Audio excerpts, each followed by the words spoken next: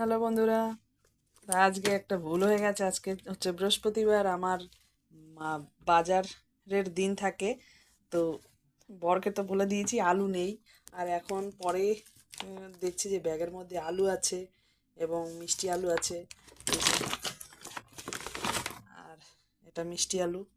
আর এই আলুগুলো হচ্ছে, এগুলো আনা হয়েছিল যেহেতু 3 দিনের খাবার দাবার ছিল, পুজো ছিল ক্লাবে। 3 দিন ধরে খাওয়া দাওয়া, 2 দিন তো খাওয়া দাওয়া ছিল। তো আলু টালু বেশি আর দেখা হয়নি, তো ভাবছিলাম যে আলু নেই। এবার আজকে তো আলু আনা করালাম। আলু, পেঁয়াজ ছিল না, তো পেঁয়াজটা আনলাম, আনা করালাম, আলু আনা করালাম। এবার দেখি রিয়াকশনটা কি হয়, দেখি কি বলে। কি হয়েছে বলো তো? আলু, আগে আলু আনা ছিল মনে আছে?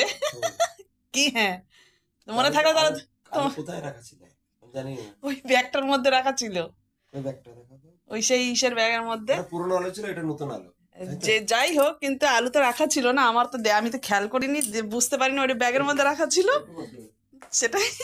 আমি তো তাই ভাবছি যে দেখি।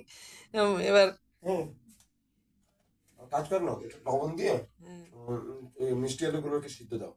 না, ওটা ভালো লাগবে না, নুন দিলে তো মিষ্টি চলে যাবে। নুন না, তাই সিদ্ধ দাও, সিদ্ধ বা না হাফ সেদ্ধ সিদ্ধ না যখন হলে হবে, না, ওই মাইক্রোতে দিয়ে পোড়াতে হবে, তবেই মাটিতে ওটা ভালো লাগে। হ্যাঁ, পোড়াটাই ভালো লাগে। আর কিন্তু মাইক্রোতে দিলে মাইক্রো নষ্ট হবে। যাই হোক, আমি ইসের উপরে, ছাঁকনির উপরে দিয়ে গ্যাসেই পুড়িয়ে নেব। তো সেটাই ভাবছি যে দেখি কি রিয়াকশন তোমার। তো কোনো রিয়াকশনই দেখতে পেলাম না। যাক, ভালো হলো, আমি বেঁচে গেলাম। সাধারণত তোমাদের রিয়াকশন দেই না। যাচ্ছ কোথায়? ম্যানেজারের ঘরে ওকে, এসো। সরস্বতী পুজো হিসাব বুঝে দিতে। ঠিক আছে।